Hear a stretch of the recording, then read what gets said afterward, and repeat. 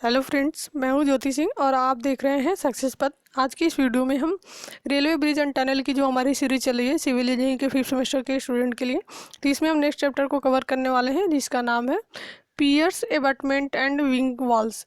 प्रस्तंभ, अंत्याधार तथा पक्ष भित्तियाँ जो भी हमारे कंपोनेंट्स होते हैं ब्रिज के, तो उसमें ये आ जाते हैं। कंपोनेंट्स के बारे में आप पढ़े होंगे पिछले जो भी वीडियो में, तो वही कंपोनेंट्स के बारे में हम डिटेल पढ़ेंगे कि प्रस्तंभ आपके क्या होते हैं, इनके कितने टाइप्स होते हैं, अंत्याधार क्या होते हैं, पक्ष भित्तियाँ क्या होती है, इनके यूज हम कहाँ करते हैं, तो पूरा डिटेल हम इस चैप्टर में देखने वाले हैं। तो इस वीडियो पर आप एंड तक बने रहिए और इस वीडियो को अपने फ्रेंड्स के साथ ज़्यादा से ज़्यादा शेयर कीजिए। यदि आप चैनल पर नए हैं तो चैनल को सब्सक्राइब कर लीजिए, बेल आइकन को प्रेस कर लीजिए, जिससे कि हमारे नेक्स्ट वीडियो की जो नोटिफिकेशन होगी आपको मिलती रहेगी। तो इसी तरह से आपकी सॉइल मैकेनिक्स की भी वीडियोज आपके यहाँ पर मिलती रहती है सेमेस्टर एग्जाम के लिए। तो सॉइल मैकेनिक्स के प्लेलिस्ट में जाके सभी वीडियो देख सकते हैं। सर्वे सेकंड की भी आपकी स्टार्ट हो गई तो उसकी वीडियो भी आप देख सकते हैं। ऑब्जेक्टिव क्वेश्चन की अगर तैयारी करना चाहते हैं तो उसकी वीडियोज़ भी आपको यहाँ पर मिलती रहती है, तो उसकी प्लेलिस्ट बनी हुई, प्लेलिस्ट को आप चेक करेंगे आपको सभी वीडियोज़ वहाँ पर मिल जाएगी। तो चलिए हम स्टार्ट करते हैं। प्रस्तंभ, अंत्याधार तथा पक्ष भित्तियाँ जो होती हैं क्या होती हैं, तो कंपोनेंट्स हैं। पिछले वीडियो आपने देखा है तो कंपोनेंट्स के बारे में आपको पता होगा। इसके पीछे की वीडियो भी आपकी रेलवे ब्रिज एंड टनल की प्लेलिस्ट में आपको मिल जाएगी, तो सभी पीछे की वीडियो जरूर देखें। रेलवे आपका कवर हो चुका है, ब्रिज अभी हम पढ़ रहे हैं, ब्रिज के बाद आपका टनल हमारा स्टार्ट होगा। तो प्रस्तंभ, अंत्याधार तथा पक्ष भित्तियाँ क्या है, ये आपके जो ब्रिज होती है, ब्रिज के कंपोनेंट्स होते हैं। तो ब्रिज के जो कंपोनेंट्स है उसको हम यहाँ पर डिटेल में पढ़ने वाले हैं। सबसे पहले हम देखते हैं इंट्रोडक्शन में आपका प्रस्तंभ, अंत्याधार तथा पक्ष भित्तियाँ आदि सेतु की अधिसंरचना जो सब स्ट्रक्चर होता है के अंतर्गत आते हैं। ये सब स्ट्रक्चर दो पार्ट्स आपके होते हैं, सब स्ट्रक्चर और सुपर स्ट्रक्चर। ये आपको हर जगह मिलेंगे। यदि आप सिविल इंजीनियरिंग के स्टूडेंट हैं तो बहुत सारी जगह आपको मिलेंगे। तो आपको सबसे पहले, बहुत लोगों को अगर नहीं पता है तो आप कमेंट बॉक्स में कमेंट करके बताइए कि आपको नहीं पता है सब स्ट्रक्चर और सुपर स्ट्रक्चर क्या होता है। पता है तो आप थम्स अप कर दीजिए। तो अभी हम बता देते हैं, हो सकता है कुछ लोगों को नहीं भी पता हो, या पता भी है तो आपका रिवीजन हो जाएगा। तो सब स्ट्रक्चर और सुपर स्ट्रक्चर क्या होता है, मान लीजिए कोई आप स्ट्रक्चर बना रहे हैं, ठीक है, ये आपका ग्राउंड लेवल है, इसके नीचे आप फाउंडेशन वगैरह बना दिए हैं और इसके ऊपर अपना जो भी स्ट्रक्चर है वो बना रहे हैं, ठीक है। तो ग्राउंड लेवल के नीचे के जो भी पार्ट्स होते हैं, जो भी फाउंडेशन वगैरह जो भी चीज़ें हम ग्राउंड लेवल के नीचे बनाते हैं, तो क्या करते हैं, जब स्ट्रक्चर आपका बनने लगता है तो यहाँ पर हम क्या करते हैं, सॉइल का भराव कर देते हैं, सॉइल की फिलिंग कर देते हैं। और यहाँ पर नीचे जो भी पार्ट्स आपके बने होते हैं सभी क्या होते हैं, वो दिखते नहीं है, ठीक है, बंद हो जाते हैं। पूरी सॉइल के अंदर, सॉइल से के बाद आपको दिखते नहीं है, अंदर बने रहते हैं। लेकिन बनने के बाद जब आपका स्ट्रक्चर बन जाता है तो इसका क्या करते हैं, हम भराव कर देते हैं सॉइल से, नीचे का जो भी पार्ट्स होता है तो आपको दिखाई नहीं देते स्ट्रक्चर बनने के बाद। तो स्ट्रक्चर बनने के बाद, या फिर अगर हम सिंपल एग्जांपल से समझे तो कोई बिल्डिंग अब बन रहा है, तो बिल्डिंग बनने के बाद, अगर पूरा बिल्डिंग बनकर तैयार हो गया तो उसके बाद जो जो चीज़ें हमें सामने से दिखाई दे रही हैं बिल्डिंग में, ऐसा नहीं कि सामने से फ्रंट व्यू या फिर टॉप व्यू या फिर साइड व्यू ऐसा कुछ देखना है, मतलब जो चीज़ें आपको दिखाई दे रही हैं क्लियरली, चाहे आप किसी भी व्यू से देखिए, फ्रंट से, बैक से, साइड से या फिर टॉप से, उससे व्यू से नहीं मतलब है, ऐसा नहीं, मतलब टॉप से और फ्रंट से, साइड से, इससे नहीं मतलब है, मतलब जो भी चीज़ें आपको इस स्ट्रक्चर में, उस बिल्डिंग में दिखाई देती हैं, जो देखने योग्य हैं, जो ऐसा नहीं कि वो छुपी हुई है या फिर कहीं से फील कर दिया गया है उसको, तो जितनी भी चीज़ें दिखाई देती हैं बिल्डिंग में आपको, वो सभी सुपर स्ट्रक्चर में आते हैं। ये सिंपल तरीका है समझने का, सब स्ट्रक्चर और सुपर स्ट्रक्चर। तो जितनी भी चीज़ें आपको दिखाई दे रही है, जितने पार्ट्स दिखाई दे रहे हैं वो सभी सुपर स्ट्रक्चर में आते हैं। तो कितने पार्ट्स आपको दिखाई देते हैं, जो ग्राउंड लेवल होता है, ग्राउंड लेवल के ऊपर जितने भी पार्ट्स होते हैं, जैसे आपके फर्श हो गया, आपके दीवार हो गए, लिंटल हो गया, फिर जो विंडो है, डोर है, वेंटिलेटर है, तो सारी चीज़ें ये आपके आ जाती हैं, जो भी आपकी बिल्डिंग है, तो ये सारी चीज़ें आपको दिखाई देती है। तो ये सभी क्या होंगे, सुपर स्ट्रक्चर में आ जाएंगे। और ग्राउंड लेवल के नीचे जो आपका बना होता है फाउंडेशन, ठीक है, फाउंडेशन बना होता है, तो फाउंडेशन आपका दिखाई नहीं देता, स्ट्रक्चर बनने के बाद आपको दिखाई देता है, फाउंडेशन नहीं दिखाई देता है। तो इसलिए जो स्ट्रक्चर होता है वो ज़मीन के अंदर दब जाता है, दिखाई हमें नहीं देता स्ट्रक्चर बनने के बाद। तो वो जो नीचे का पार्ट होता है ग्राउंड लेवल से, उसको हम सब स्ट्रक्चर बोलते हैं, ठीक है, आदि संरचना बोलते हैं। और जो सुपर स्ट्रक्चर होता है, जो ऊपर का पार्ट जो आपको दिखाई देता है। तो अब आपको क्लियर हो गया होगा कि सब स्ट्रक्चर और सुपर स्ट्रक्चर हम किसे कहते हैं। तो ये जो आपके तीनों पार्ट्स हैं, प्रस्तंभ, अंत्याधार तथा पक्ष भित्तियाँ, ये भी आपके क्या होते हैं, सब स्ट्रक्चर के अंतर्गत आते हैं। प्रस्तंभ अधिसंरचना का आंतरिक आधार होता है और अंत्याधार किनारे के आधार होते हैं, तथा अंत्याधार के दोनों ओर निर्मित होने वाली दीवारें पक्ष भित्तियाँ यानी कि विंग वॉल्स होती हैं, जो पहुंच के भराव को रोकती हैं तथा अंत्याधारों को लहरों के प्रभाव से रोकती हैं। इन सभी का अपना अपना कार्य होता है जो निम्नलिखित वर्णित है। तो इनके अलग अलग कार्य हैं जिसको हम आगे देखेंगे। तो जो एक पॉइंट और आपको याद रखना है, अगर फर्स्ट चैप्टर आपने पढ़ा है ब्रिज का, तो उसमें आपको पता चल गया होगा। जो नहीं पढ़ा उसके लिए हम बता दे रहे हैं कि जो अंत्याधार होते हैं, आप पीछे की वीडियो जरूर देखिए। जो अंत्याधार होते हैं उसमें क्या होता है कि जो कोई भी ब्रिज में, किसी भी ब्रिज में जो अंत्याधार आपके एबटमेंट है केवल 2 ही होते हैं। आप ये याद रखेंगे, जो साइड में जो किनारे का पार्ट होता है वहीं पर हम एबटमेंट लगाते हैं, तो जो अंत्याधार होंगे वो 2 ही होंगे। अगर अंत्याधार को हम बीच में लगाते हैं, जो पियर्स होते हैं हम बीच में लगाते हैं सपोर्ट के लिए, और ये साइड में होते हैं, तो किसी भी ब्रिज में अंत्याधार की संख्या जो होती है 2 ही होती है। कोई भी पूछे आपसे तो 2 ही होगी, 2 से अधिक नहीं होगी। अगर इसी एबटमेंट को, अगर ब्रिज की लंबाई जो पार्ट है, ब्रिज का जो स्पैन है वो ज़्यादा है, तो बीच में भी हम इस अंत्याधार का यूज़ करते हैं। जो पियर्स लगे होते हैं इसके बीच में भी हम अंत्याधार का यूज़ करते हैं अगर लंबाई ज़्यादा होती है, स्पैन ज़्यादा होता है आपके ब्रिज का। तो अगर बीच में यूज़ कर रहे हैं तो बीच में हम क्या लगाते हैं, बीच में तो पियर्स लगाते हैं। अगर एबटमेंट का यूज़ हम कर भी रहे हैं तो उस एबटमेंट को हम एबटमेंट नहीं बोलेंगे, उसको हम एबटमेंट पियर्स बोलेंगे, यानी कि अंत्याधारी प्रस्तंभ उसका नाम अलग हो जाता है। अंत्याधारी प्रस्तंभ के नाम से उसको बोलते हैं। तो इसलिए अगर ब्रिज में पूछा जाए कि एक ब्रिज में कितने अंत्याधार होते हैं, कितने एबटमेंट होते हैं, तो 2 ही आपको बताना है, केवल 2 ही होते हैं। नेक्स्ट हम देखते हैं पियर्स। पियर्स आपका क्या होता है, प्रस्तंभ क्या होता है। बहुपार्टी यानी कि मल्टी स्पैन पुलों के मध्यस्थ आलंबों को प्रस्तंभ कहते हैं। प्रस्तंभों की संख्या पार्टों की संख्या से 1 कम होती है। प्रस्तंभ का मुख्य कार्य अधिसंरचना यानी कि सब स्ट्रक्चर के भार को पुल की नींव पर स्थानांतरित करना है। इसके दोनों ओर दाब समान होने पर यह संतुलन में रहता है। इनका खंड अंत्याधारों से अपेक्षाकृत छोटा होता है। नदी में बहने वाली वस्तुओं से पुल के गर्डर, डाट या निचली संरचनाएं क्षतिग्रस्त न हो, इसके लिए प्रस्तंभ का शीर्ष उच्च बाढ़ तल से 1 से 1.5 मीटर ऊंचा रखते हैं। बाढ़ तल से जो हाई फ्लो लेवल होगा उससे हम 1 से 1.5 मीटर ऊंचा रखेंगे।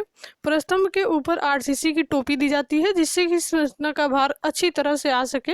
यह टोपी चारों ओर से 10 सेंटीमीटर बढ़ाकर रखी जाती है। इस टोपी में 12 mm व्यास के सरिये लंबाई की दिशा में 20 सेंटीमीटर केंद्र से केंद्र की दूरी पर लगाए जाते हैं तथा 12 mm की सरिया 15 सेंटीमीटर केंद्र से केंद्र की दूरी पर चौड़ाई की दिशा में दिए जाते हैं। जो IRC के अनुसार अगर हम देखें, भारतीय सड़क कांग्रेस ने विभिन्न बाट लंबाई के लिए प्रस्तंभ चौड़ाई आपका निम्न रखा है। जो लंबाई अगर कितनी होगी पार्ट की, स्पैन की, तो चौड़ाई उसकी कितनी होनी चाहिए।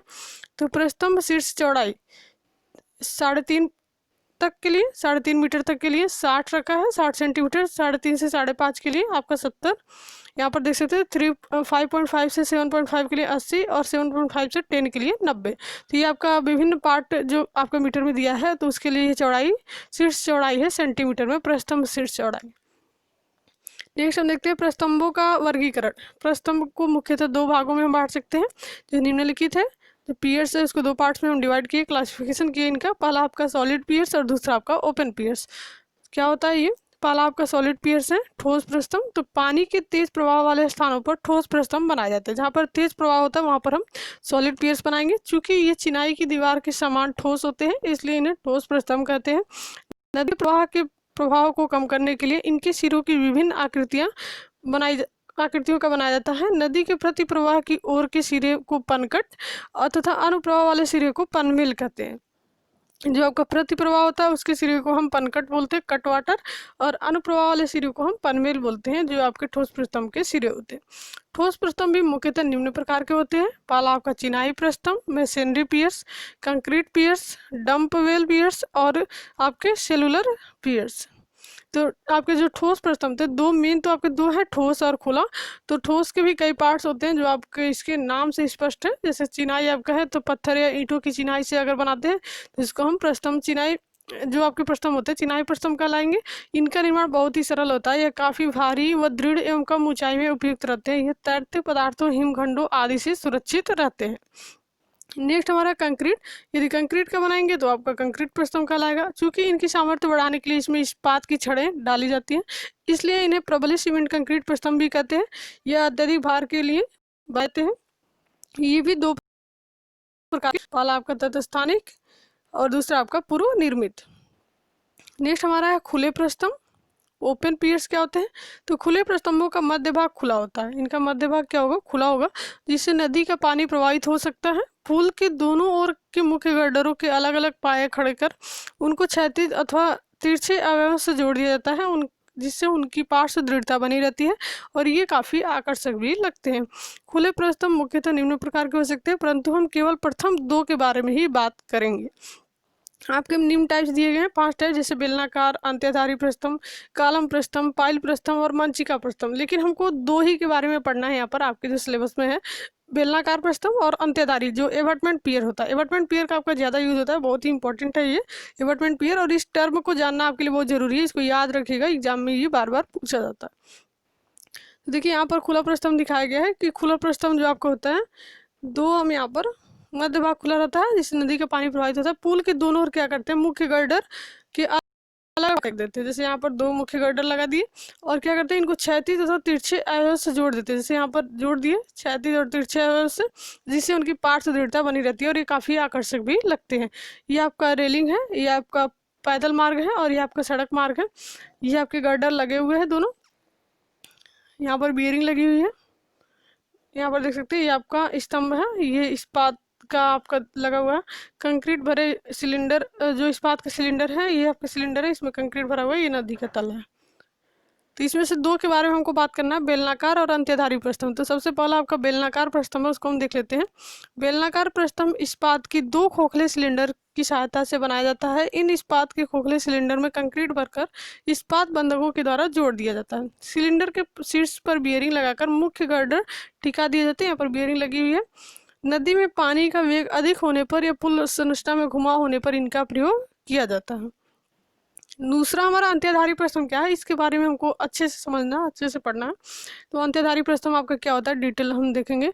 तो जिन सेतुओं की लंबाई, जब पुल की लंबाई आपकी अधिक होगी, जिन सेतुओं की लंबाई अधिक होती है तथा उनके पार्ट तथा अनेक पार्ट होते हैं, उनमें अंत्यधारी प्रस्तम प्रयोग में लाए जाते हैं। चौथा अथवा 5वां प्रस्तम अन्य प्रस्तंभों की अपेक्षा अधिक चौड़ा बनाया जाता है, इसलिए बनाया था। इसका विकल्पन अंत्यधार की तरह ही किया जाता है। जो आपका होता है, यहाँ पर देखेंगे फिगर की मदद से, यहाँ पर देखिए एक फिगर दिया है। पहले हमने बता दिया था कि अंत्यधारी प्रस्तम क्या होता है, ठीक है। यदि जो ब्रिज है, ये आपका ब्रिज है, इस पर रेलिंग लगी हुई है, तो ये ब्रिज है, तो ब्रिज की जब लंबाई ज़्यादा होती है, इसका स्पैन ज़्यादा होता है, तो क्या करते हैं 3-4 के बाद चौथे पास, जैसे साइड साइड में हम एबटमेंट लगा दिए, ब्रिज के दोनों किनारों पर हम क्या किए, एबटमेंट लगा दिए। और किसी भी ब्रिज में 2 ही एबटमेंट होते हैं, 2 ही अंत्यधार होते हैं, यानी कि 2 ही किनारे हैं, तो 2 ही किनारों पर ही हम केवल एबटमेंट लगाते हैं, तो 2 अंत्यधार जो होंगे, एबटमेंट होंगे 2 ही होंगे। उसके बाद क्या करते हैं कि यहाँ पर जो बीच बीच का पार्ट्स है, इसको सपोर्ट के लिए हम क्या करते हैं, यहाँ पर पियर्स लगाते हैं। तो जब बहुत ज़्यादा लंबाई होती है पुल की, तो क्या करते हैं 3-4 पियर्स के बाद एक हम थोड़ा चौड़ा पियर यहाँ पर दे देते हैं, जिसको हम अंत्यधारी प्रस्तम बोलते हैं। थोड़ा सा इससे ज़्यादा चौड़ा होगा जो आपके पियर्स लगे हुए बीच बीच में दे देते हैं, जिससे आपका लोड यहाँ पर बैलेंस बना रहे, लोड जो सहन हो सके। तो इस प्रकार से अगर पुल की लंबाई ज़्यादा है तभी हम देते हैं इसको बीच बीच में। तो इसी को हम क्या बोलते हैं, जो बीच में देते हैं ये आपके अंत्यधार की तरह ही होते हैं, तो इसको हम अंत्यधारी प्रस्तम बोलते हैं, क्योंकि इसको हम प्रस्तम की जगह पे यूज कर रहे हैं और ये है किसकी तरह, ये अंत्यधार की तरह है, तो इसीलिए हम इसको अंत्यधारी प्रस्तम बोलेंगे। अंत्यधारी प्रस्तम आपका यही होता है। तो जब भी इसका डिफिनीशन आपके एग्जाम में है तो आप इसको अच्छे से जरूर लिखिएगा। तो अंत्यधारी प्रस्तम के बारे में बार बार आपके एग्जाम में पूछा जाता है। नेक्स्ट हमारा है अंत्याधार। अंत्याधार क्या होता है, पुलों के दोनों सिरों पर बने आलम्बों को अंत्याधार कहते हैं। यह पुल की अधिसंरचना को उपयुक्त आधार प्रदान करते हैं तथा इनके संपूर्ण भार को अवभूमि पर नींव पर स्थानांतरित करते हैं। अंत्याधार पहुंच मार्ग की ओर सड़क तल तक मिट्टी के भराव को रोके रखने के साथ साथ पक्षवित्ती यानी कि विंग वॉल्स को अतिरिक्त सहारा भी देते हैं। अंत्याधार पुल का जलमार्ग तथा इसकी लंबाई को भी निर्धारित करते हैं। नेक्स्ट हम देखते हैं अंत्याधारों के प्रकार। कितने प्रकार होते हैं, अंत्याधार प्लान के विन्यास अनुसार निम्न 2 प्रकार के होते हैं। पहला पक्षवित्ती रहित अंत्याधार और पक्षवित्ती सहित अंत्याधार।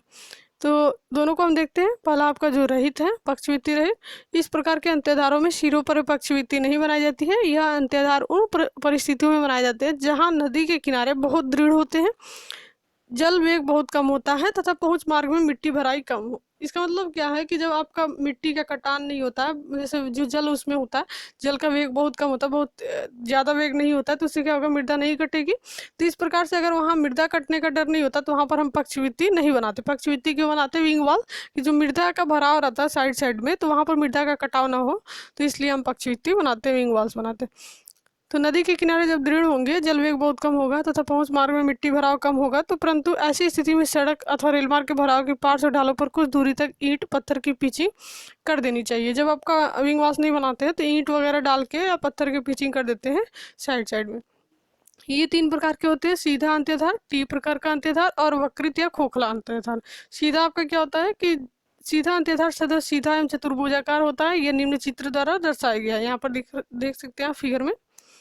टी प्रकार का क्या होता है कि जो अंत्यधार, ये अंत्यधार जो टी आकार के बनाए जाते हैं टी अंत्यधार कहलाते हैं। पहले टी अंत्यधार रेल पुलों के लिए बनाया जाता था। इसका पेटा जो वेब होता है इतना चौड़ा रखा जाता था पर इस पर जो रेल पटरी है पूर्णतः आधारित हो सके, परंतु व्यवस्था ठीक नहीं पाई गई, तो अब इसके स्थान पर पक्षवित्ती वाले अंत्यधार बनाए जाते हैं। तो टी आकार जिसका होता है वो उसको क्या बोलते हैं हम, टी अंत्यधार बोलते हैं। ये आपको दिख रहा है। वक्रित आपका क्या होता है, इसमें ये अंत्यधार खोखले वक्रित होते हैं। यहाँ पर देखिए वक्र की तरह ये बनाए गए, तो इसको हम वक्रित अंत्यधार बोलते हैं। नेक्स्ट हमारा है पक्षवित्ती सहित अंत्यधार। जब हम पक्षवित्ती के साथ बनाते हैं उसको हम देखते हैं। पक्षवित्ती युक्त अंत्यधारों के दोनों सिरों पर एक एक पक्षवित्ती यानी कि विंग वाल्स बनाए जाते हैं। पक्षवित्ती अंत्यधारों के दोनों सिरों को पानी के काट से सुरक्षित रखते हैं। प्लान में पक्षवित्ती की आकृति के अनुसार अंत्यधार निम्न प्रकार के होते हैं। पहला आपका सीधी, दूसरा आपका तिरछी, तीसरा आपका प्रतिवर्ती पक्षवित्ती वाला अंत्यधार। तो अलग अलग नाम से है। सीधा है तो इसको हम सीधा बोलेंगे, तिरछा है तो इसको हम तिरछा, जैसे ये विंग वाल्स के अकॉर्डिंग है। विंग वाल्स आपका सीधा बना हुआ है तो इसको हम सीधी पक्षवित्ती जो बोलेंगे हम। दूसरा हमारा है विंग वाल्स सबका तिरछा बना हुआ है तो इसलिए तिरछी पक्षवित्ती हम इसको बोल रहे हैं। नेक्स्ट हमारा है, ये आपका अंत्यधार है, अंत्यधार के साइड साइड में बनाए जाते हैं, ठीक है। नेक्स्ट हमारा वक्रित, तो जब वक्र के टाइप का बनाया गया है तो इसको हम वक्रित पक्षवित्ती वाला अंत्यधार बोल रहे हैं। प्रतिवर्ती, यहाँ पर देख सकते हैं प्रतिवर्ती आपका बना हुआ है, ये आपका अंत्यधार है, इधर पक्षवित्ती है इस प्रकार से, तो ये आपका प्रतिवर्ती हो गया। नेक्स्ट हमारा पक्षवित्ती। विंग वाल्स क्या होता है, मिट्टी को रोके रखने व जल के प्रवाह से कटाव रोकने के लिए अंत्यधार के दोनों ओर जो संरचना बनाई जाती है उसे हम पक्षवित्ती यानी कि विंग वाल्स कहते हैं। मृदा का कटाव ना हो इसके लिए हम विंग वाल्स बना देते हैं। यह एक दीवार की तरह होती है, इस पर सामान्यतः मुख्य संरचना या पुल यातायात का भार नहीं होता है। यह केवल भराव की मिट्टी को नदी में गिरने से रोकती है। इसकी शीर्ष चौड़ाई 50 सेंटीमीटर से कम नहीं रखी जाती।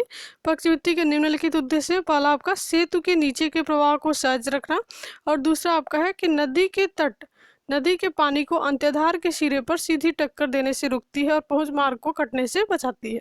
तो जो भी भराव होता है उसको रोकने के लिए हम विंग वाल्स बनाते हैं। इसके भी कई प्रकार हैं, पहला आपका सीधी, तिरछी, वक्रित और प्रतिवर्ती। जो अभी आपने देखा जो अंत्यधार के साथ था, अंत्यधार के साथ उसको हम पढ़ रहे थे, यहाँ पर अलग अलग आपका दिया गया है। सीधी पक्षवित्ती आपकी क्या है, इस तरह की पक्षवित्ती अंत्यधार के समांतर व सीधी बनाई जाती है। इसका उपयोग छोटे पुलों आदि में किया जाता है, सीधी का। दूसरा हमारा तिरछी है, ये पक्षवित्तियां अंत्यधार के समांतर न होकर 30 डिग्री या 45 डिग्री का कोण बनाती हैं।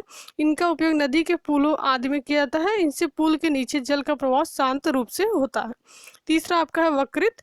तो वक्रित में आपका क्या होता है कि ये पक्षवित्तियां वक्राकार होती हैं जिससे जल का प्रवाह सुगमतापूर्वक हो सके। फिर आपका है प्रतिवर्ती। तो इस प्रकार की पक्षवित्तियां अंत्याधार के लंबवत होती हैं तथा अंत्याधार के साथ मिलकर एक बॉक्स का रूप धारण कर लेती है। इनका उपयोग वहां होता है जहां पर नींव दृढ़ होती है और भराई बहुत ऊंची होती है। तो इस प्रकार से इस जो चैप्टर था इसमें देख लिए कि आपका एबटमेंट, पियर और विंग वॉल्स क्या होता है, जो आपके ब्रिज के कंपोनेंट्स है। तो नेक्स्ट वीडियो में हम नेक्स्ट चैप्टर को कवर करने वाले हैं। तो ऐसी वीडियोस आपको इस चैनल पर मिलती रहेगी। तो इस वीडियो को ज़्यादा से ज़्यादा अपने फ्रेंड के साथ शेयर करें और ऐसे वीडियोज़ के लिए आप इस चैनल पर